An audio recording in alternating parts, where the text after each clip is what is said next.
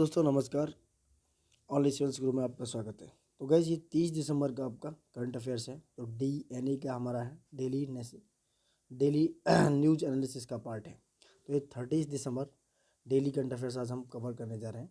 ठीक है, तो हो सकता है न्यू ईयर से हम इसको मॉर्निंग में लेके आएंगे, मॉर्निंग में अपडेट करते रहेंगे। ठीक है गाइस, तो प्लीज़ लाइक सब्सक्राइब और कमेंट करते रहेगा, और जो क्वेश्चंस के आंसर हम पूछ रहे हैं आपको कमेंट सेक्शन में आप बताइएगा। ठीक है, तो स्टार्ट करते हैं। बहुत बहुत इंपॉर्टेंट क्वेश्चंस हैं, तो स्टार्ट करते हैं। पहला क्वेश्चन है, हाल ही में केंद्रीय गृह मंत्री अमित शाह ने, जो केंद्रीय गृह मंत्री हैं अमित शाह जी, उन्होंने ड्रग फ्री इंडिया कैंपेन शुरू किया है। क्या शुरू किया?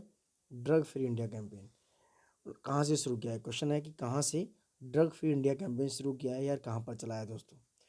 तो ये दोस्तों कैंपेन चलाया है केंद्रीय गृह मंत्री अमित शाह जी ने नई दिल्ली, यानी कि न्यू दिल्ली जो है इंडिया का कैपिटल है, वहाँ से ये कैंपेन चलाया गया है, ड्रग फ्री इंडिया कैंपेन। तो क्वेश्चन कई तरीके से पूछा जा सकता है कि ये किसने चलाया है, कौन से मिनिस्टर हैं, गृह मंत्री हैं, रक्षा मंत्री हैं, वगैरह वगैरह, या like that.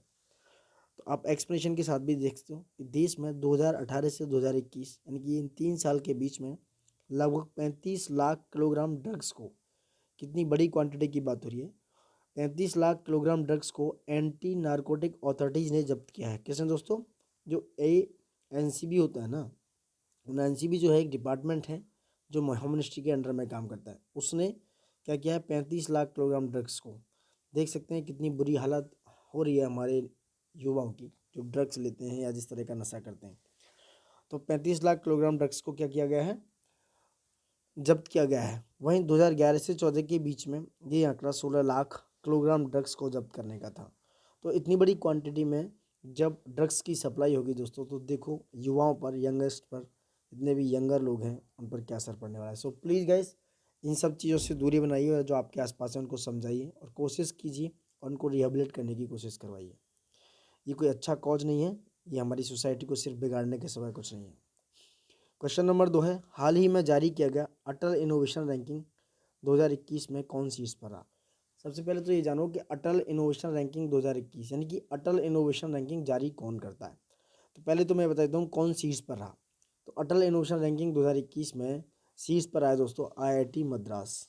Option A is the right answer, यानी कि IIT मद्रास ने अटल इनोवेशन रैंकिंग में क्या है, शीर्ष स्थान प्राप्त किया है। अब एक्सप्लेनेशन समझो। जो एरिया 2021 की बात हो रही है, 2021 की बात हो रही है, तो मिनिस्ट्री ऑफ एजुकेशन यानी कि केंद्रीय शिक्षा मंत्रालय और अखिल भारतीय तकनीकी शिक्षा परिषद यानी AICT की बात हो रही है, उसकी ओर से बुधवार को जारी अटल नवाचार रैंकिंग यानी कि Atal ranking of institute on innovation achievements, that is called ARIIA, उसमें IIT मद्रास ने एक बार फिर से प्रथम स्थान हासिल किया है दोस्तों। वेरी वेरी इंपॉर्टेंट क्वेश्चन है दोस्तों। तो एरिया में किसने? IIT मद्रास ने प्रथम स्थान प्राप्त किया है दोस्तों। नेक्स्ट क्वेश्चन है आपका कि हाल ही में किस राज्य के मुख्यमंत्री ने स्वास्थ्य योजनाओं के लाभों को, यानी हेल्थ सिस्टम से जुड़ी बातें, स्वास्थ्य योजनाओं के लाभों को निगरानी करने के लिए एक पोस्टर लॉन्च किया है? ये कौन सी सरकार है? तो ये किया है दोस्तों गुजरात सरकार ने, यानी गुजरात राज्य में बात हो रही है। Option number C is right. इन्होंने एक पोस्टर लॉन्च किया है दोस्तों। ये पोस्टर नहीं है, ये एक वो लॉन्च किया है, ये एक पोर्टल है दोस्तों। ये एक पोर्टल लॉन्च किया है। क्या है? पोर्टल। पोर्टल लॉन्च किया गुजरात सरकार ने, जहाँ पर आपको स्वास्थ्य योजनाओं के जितने भी लाभ हैं हेल्थ सिस्टम से जुड़े, उस पोर्टल पर आपको सारे के सारे मिल जाएंगे। तो ये गुजरात सरकार के द्वारा एक पोर्टल लॉन्च किया गया है दोस्तों। थोड़ा मिसप्रिंट हो गया है एडिटिंग करने में, या जिन्होंने भी एडिट किया है। तो गुजरात राज्य में राज्य सरकार ने नदियों के सम्मान में नदी उत्सव कहाँ है, ये हमने 28 या 29 दिसंबर के करंट अफेयर्स में बताया था। नदी उत्सव कहाँ शुरू किया गया है? ये भी गुजरात में किया गया है। सारी नदियाँ और जितने भी नेचुरल रिसोर्सेज हैं उनको मिलाने के लिए नदी उत्सव मनाया गया है। वहीं शिवराजपुर जो बीच है, क्वेश्चन आ सकता है कि शिवराजपुर बीच कहाँ पर है? तो शिवराजपुर बीच दोस्तों द्वारका में है। द्वारका यानी कहाँ पर है? गुजरात में। तो उसको ब्लू फ्लैग प्रमाण पत्र मिल चुका है शिवराजपुर बीच को, जो कि गुजरात में द्वारका में है। और वहीं सुजलाम सुफलाम जल संचयन अभियान गुजरात में चलाया जा रहा है दोस्तों। ये गुजरात से रिलेटेड कुछ इन्फॉर्मेशन है, आप देखते रहिएगा दोस्तों। ठीक है, नेक्स्ट क्वेश्चन है आपका, हाल ही में भारतीय सेना ने किस राज्य में क्वांटम लैब की स्थापना की है? क्वांटम लैब की बात हो रही है दोस्तों। क्वांटम लैब की स्थापना कहाँ पर की है भारतीय सेना ने दोस्तों। तो क्वांटम लैब की स्थापना दोस्तों कहाँ पर की है, ये की आपके मध्य प्रदेश में। Option A is the right answer, यानी मध्य प्रदेश में भारतीय आर्मी ने, इंडियन आर्मी ने क्वांटम लैब की स्थापना की है। मध्य प्रदेश में दोस्तों कान्हा, बांधवगढ़, माधव, संजय सतपड़ा, ये कितने नेशनल पार्क स्थित हैं दोस्तों। कान्हा है, बांधवगढ़, माधव, ये कॉमा है सबके बीच में, संजय सतपड़ा नेशनल पार्क स्थित हैं। वहीं मध्य प्रदेश में EFIR यानी आप क्या है, इलेक्ट्रॉनिक बेस पर FIR पंजीकरण सेवा शुरू किया है किसने, मध्य प्रदेश में। आप ईमेल के द्वारा या इलेक्ट्रॉनिक तरीके से FIR पंजीकृत करा सकते हैं। वहीं संकल्प योजना जो है, संकल्प योजना कहाँ पर जारी है, मध्य प्रदेश से चालू है। संकल्प योजना का जो पर्पज है दोस्तों, वो बुजुर्गों की सहायता, यानी कि जो ओल्ड एज हैं, ओल्ड पीपल्स हैं, वृद्ध लोग हैं, उनकी सहायता प्रदान करने के लिए संकल्प योजना मध्य प्रदेश में चालू है दोस्तों। वहीं स्पेशल 40 दस्ते का गठन जो है किया गया है, उसमें लड़कियों और महिलाओं की सुरक्षा को ध्यान में रखते हुए स्पेशल 40 दस्ते का गठन किया गया है। वही मुख्यमंत्री राशन आपके द्वार योजना चलाई गई है, इसकी योजना की शुरुआत कहाँ पर हुई, ये भी मध्य प्रदेश में हुई है। तो इतनी सारी जो न्यूज़ है मध्य प्रदेश से रिलेटेड है, और मुख्यमंत्री शिवराज सिंह चौहान है मध्य प्रदेश के, आप सबको जानते हैं। नेक्स्ट क्वेश्चन आपका है, प्रधानमंत्री मोहम्मद हुसैन रोबल को निलंबित किया गया है। तो ये प्रधानमंत्री हैं मोहम्मद हुसैन रोबल को, ये किस कौन से देश के प्रधानमंत्री हैं जिनको निलंबित कर दिया गया दोस्तों। ऑप्शन में बताइए, आप ऑप्शन में बता सकते हैं, कमेंट करके बताइए। तो ये सोमालिया के प्रधानमंत्री हैं, किसके, सोमालिया के प्रधानमंत्री हैं मोहम्मद हुसैन रोबल, उनको क्या है, निलंबित कर दिया गया दोस्तों। ठीक है, नेक्स्ट क्वेश्चन है, नहीं इससे रिलेटेड एक्सप्लेनेशन है कि जो साउथ अफ्रीका है, साउथ अफ्रीका की राजधानी केपटाउन और प्रिटोरिया है, यानी एक एडमिनिस्ट्रेटिव राजधानी है और एक इकोनॉमिक यानी कि फाइनेंशियल राजधानी है। वहीं सिरिल रामाफोसा राष्ट्रपति हैं साउथ अफ्रीका के, और साउथ अफ्रीका की जो मुद्रा है वो क्या है, अफ्रीकन रैंड है दोस्तों। वहीं इथोपिया की राजधानी आदिस अबाबा है, और सोमालिया की राजधानी मोगादिशु है, और सोमालिया के राष्ट्रपति हैं सेले वर्क जयदे, सोमालिया के राष्ट्रपति हैं। और अबे अहमद एवं मुद्रा है कहाँ की, सोमालिया की। जाम्बिया की राजधानी है लुसाका, और इसकी मुद्रा है जाम्बियन क्वाचा। किसकी, जाम्बिया की राजधानी है लुसाका और इसकी मुद्रा जाम्बियन क्वाचा है दोस्तों। ठीक है, नेक्स्ट क्वेश्चन है, अतुल कुमार गोयल जी को किस बैंक का नया MD एवं CEO नियुक्त किया गया है।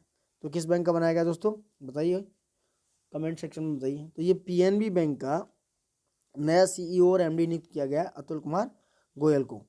अतुल PNB बैंक की स्थापना दोस्तों 1894, ये थोड़ा मिस प्रिंट है, 1894 यानी 1894 ईस्वी में हुई थी। इसके फाउंडर में से दयाल सिंह मजीठिया एवं लाला लाजपत राय जी थे। लाला लाजपत राय जी थे, जो कि साइमन कमीशन के दौरान अंग्रेजों की लाठियों से इनकी मौत हो गई थी। और इसका हेडक्वार्टर कहाँ पर है, द्वारका दिल्ली में है, द्वारका दिल्ली में दोस्तों। नेक्स्ट क्वेश्चन है question number 7, Modi India calling पुस्तक के लेखक कौन है। देखो एक क्वेश्चन पुस्तक से आता है, एक डे से हर बार कोई ना कोई एग्जाम में पूछा जाता है। तो मोदी इंडिया कॉलिंग की पुस्तक के लेखक कौन है दोस्तों, कौन है बताइए ऑप्शन में। तो यह चांदमल कुमावत, चांदमल कुमावत जो है मोदी इंडिया कॉलिंग पुस्तक के लेखक हैं दोस्तों। ठीक है, ये इंपॉर्टेंट पुस्तक है आपके एग्जाम पर्सपेक्टिव से। और बाकी की और कुछ इंपॉर्टेंट पुस्तक हैं, जैसे मिस्टर प्राइम मिनिस्टर एक पुस्तक है, उनके लेखक हैं प्रदीप गोरा। गोरा नहीं है दोस्तों, गोराहा है, यानी कि गुराहा, गुरा है, ये मिसप्रिंट होगा, ये वाले गुरा है, यानी ये गुराहा। प्रदीप गुराहा जो है इस पुस्तक के लेखक हैं मिस्टर प्राइम मिनिस्टर के। ठीक है, दूसरी पुस्तक है इनकी मनोहर पारिकर ऑफ द रिकॉर्ड बामन, इस पुस्तक के लेखक कौन है, सुभा प्रभु इसके लेखक हैं। और तीसरी पुस्तक है आई एम नो मसीहा, इस वेरी वेरी इंपॉर्टेंट पुस्तक, इसके लेखक हैं सोनू सूद।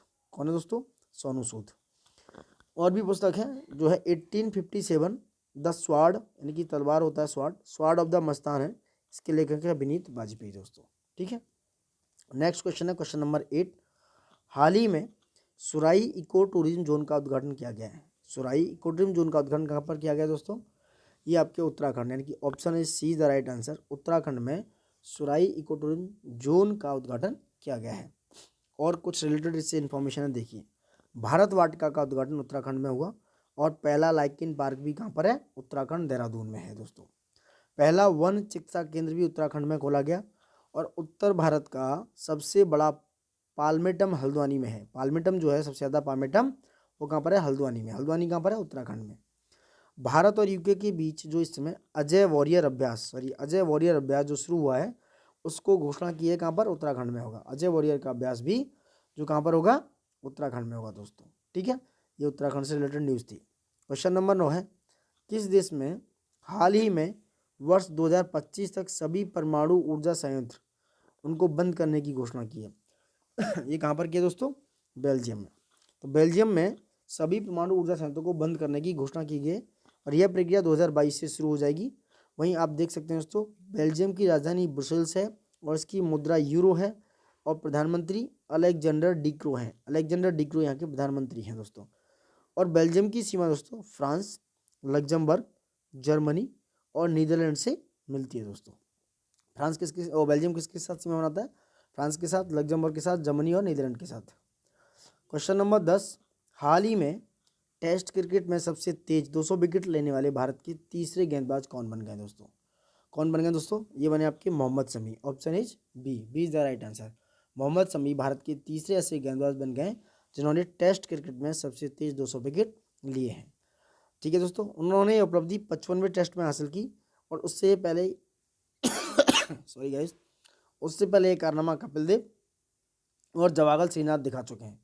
कपिल देव ने यह कारनामा 50 टेस्ट मैच में और जवागल श्रीनाथ ने यह कारनामा 54 टेस्ट में दिखाया है दोस्तों।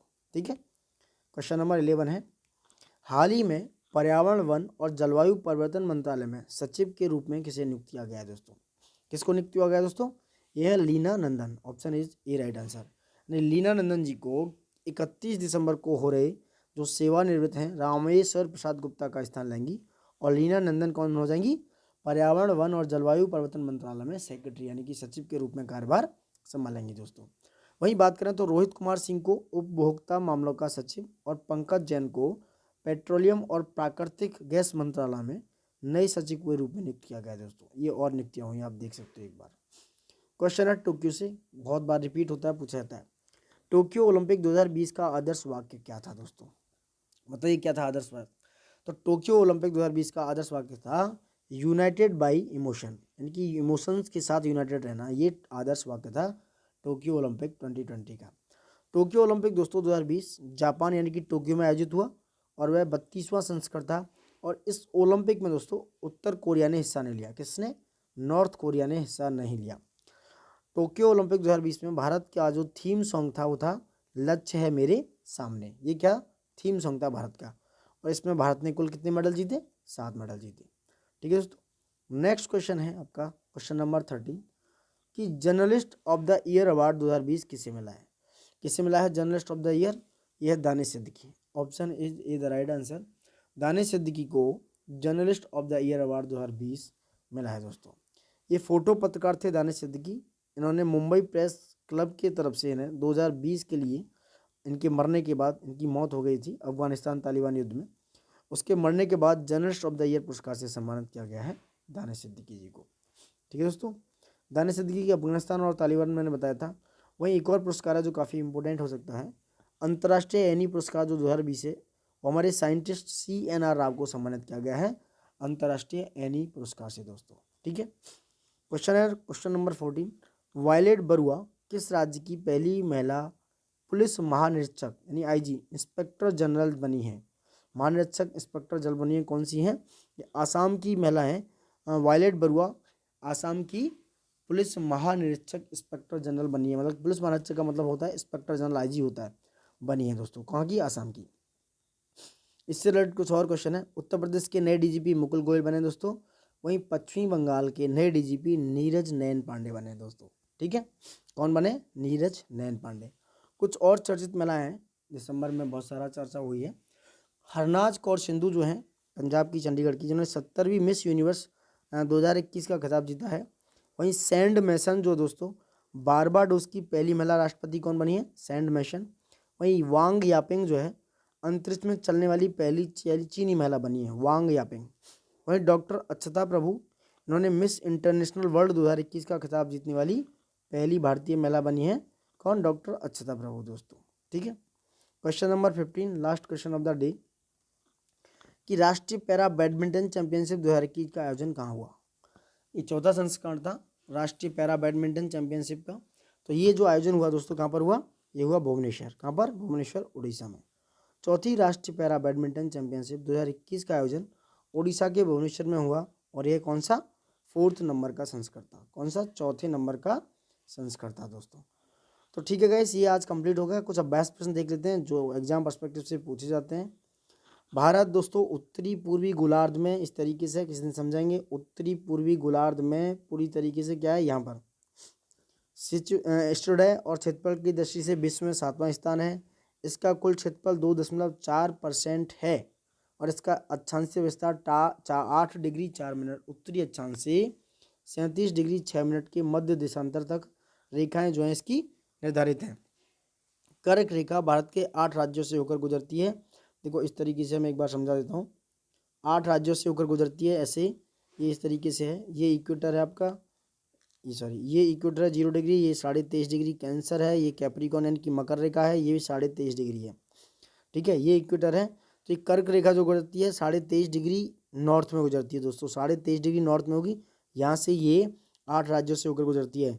नंबर 1 इधर गुजरात, उसके बाद आता है राजस्थान, मध्य प्रदेश, छत्तीसगढ़, झारखंड, पश्चिम बंगाल, त्रिपुरा और मिजोरम। ये कितने, 8 राज्यों से होकर गुजरती है कर्क रेखा दोस्तों।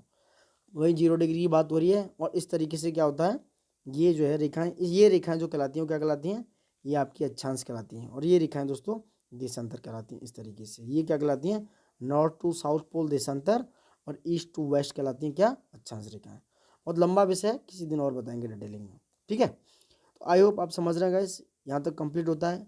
ये 30 दिसंबर का आपका टोटल करंट अफेयर अच्छे से हमने कवर किया हुआ है। और कुछ भी छूट जाता है तो नेक्स्ट हम कवर कर लेंगे। बट दोस्तों एक रिक्वेस्ट है, एक निवेदन है, प्लीज़ लाइक शेयर सब्सक्राइब करते रहिएगा।